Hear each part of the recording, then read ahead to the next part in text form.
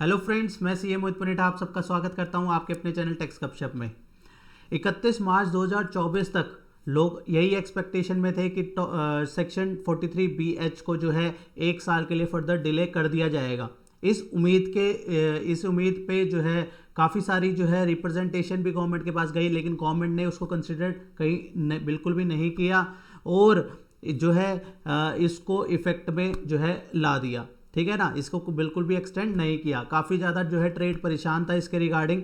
अब जब ये सेक्शन आ चुका है तो आज की इस वीडियो में बात करेंगे 5 ऐसे तरीके जिससे हम सेक्शन 43BH से जो है निजात पा सकते हैं। हमारे को 5 ऐसे सूत्र जो है आज की इस वीडियो में बात करेंगे जिससे हमें जो है सेक्शन 43BH जो है हमारे ऊपर नहीं लगेगा।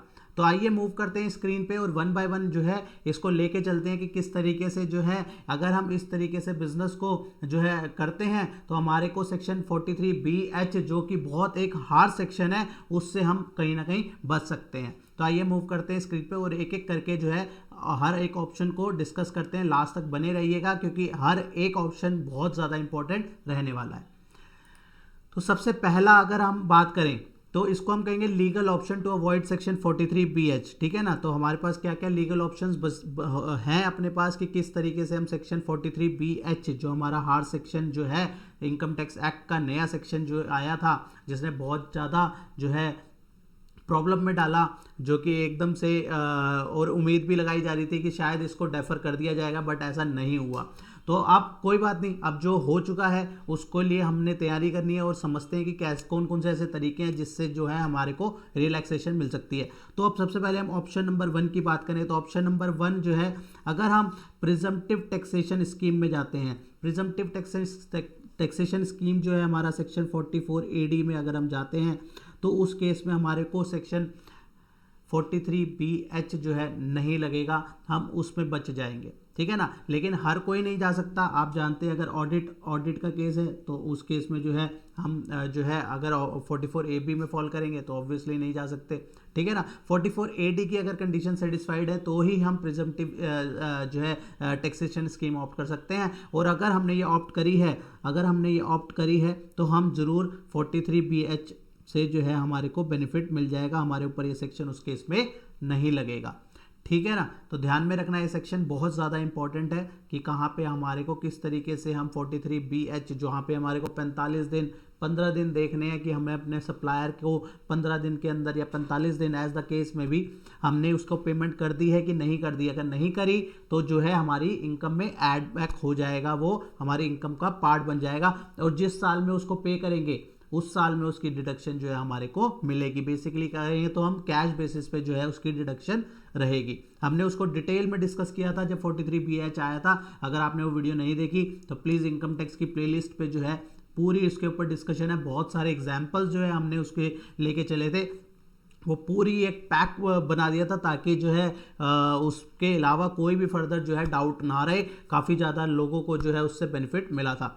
और अगर आपको उसके बारे में इंफॉर्मेशन चाहिए तो आप प्लेलिस्ट पे जाके जो है इनकम टैक्स की प्लेलिस्ट के अंदर आपको उसकी कंप्लीट वीडियो मिल जाएगी। अब मूव करते हैं सेकंड ऑप्शन पे। ऑप्शन नंबर 2 ऐसा क्या है हमारे पास जिससे हमारे को रियायत मिल सकती है।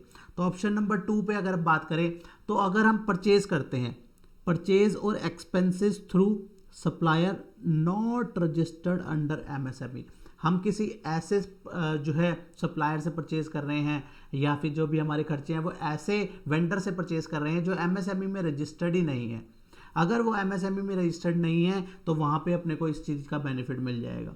ठीक है ना, तो वहाँ पे अपने को बेनिफिट मिल जाएगा क्योंकि वहाँ पे क्या है सेक्शन 43BH क्या बोलता था, वहाँ पे कहता था स्मॉल और माइक्रो को कवर करता था अंडर MSME वाले को। तो यहाँ पे भी अपने को उस पर बेनिफिट मिल जाएगा। तो इसलिए अगर आप पहले ही जिस वेंडर से भी परचेज कर रहे हैं आप पहले ही पता कर लीजिए कि ये पर्सन MSME में रजिस्टर्ड है कि नहीं है। ठीक है ना, अगर वो MSME में रजिस्टर्ड नहीं है तो वहाँ पे भी आपको उस केस का भी बेनिफिट मिल जाएगा। ऑप्शन नंबर 3 क्या है अपने पास?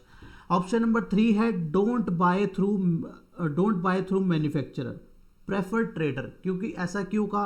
क्योंकि 3 कैटेगरी है, मैन्युफैक्चरर, ट्रेडर्स और सर्विस प्रोवाइडर्स।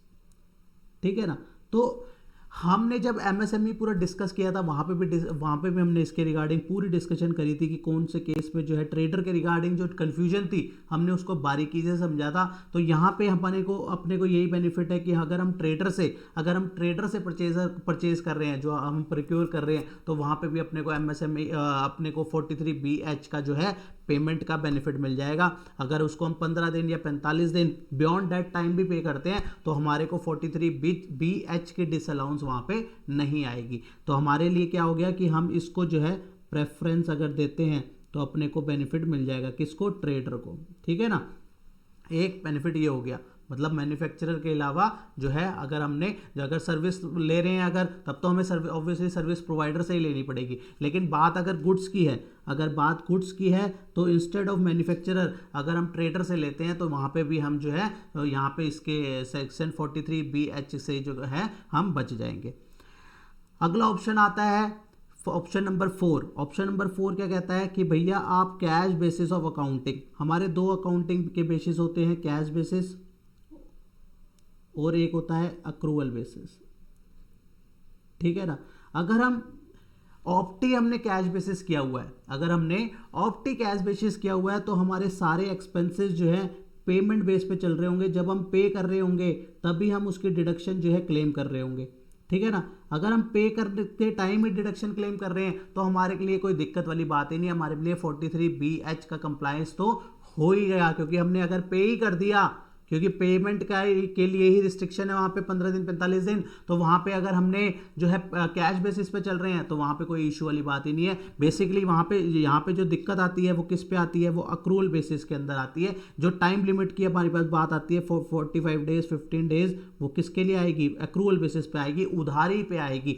अगर हम जा ही कैश बेसिस पे रहे हैं, हम अपना खर्चा ही तब बुक करते हैं जब हम पे कर देते हैं, तो हमारे के ऊपर 43BH का कोई भी दिक्कत अपने पास नहीं आएगी।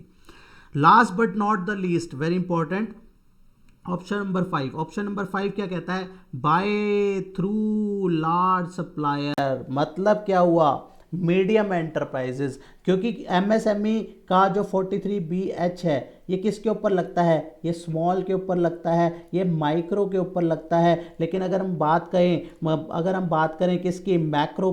मैक्रो के ऊपर जो है ये नहीं लगता। तो मैक्रो कौन हो गया? हमने टर्नओवर वगैरह सारी डिस्कस करी थी कि क्या क्या टर्नओवर लिमिट्स हैं, वहाँ पे हमने स्मॉल की डिस्कस करी है। माइक्रो की क्या लिमिट्स होती हैं टर्नओवर की, इन्वेस्टमेंट की। स्मॉल की क्या लिमिट्स होती है टर्नओवर की, इन्वेस्टमेंट की। और मैक्रो की क्या होती है। ठीक है ना, तो यहाँ पे बात करें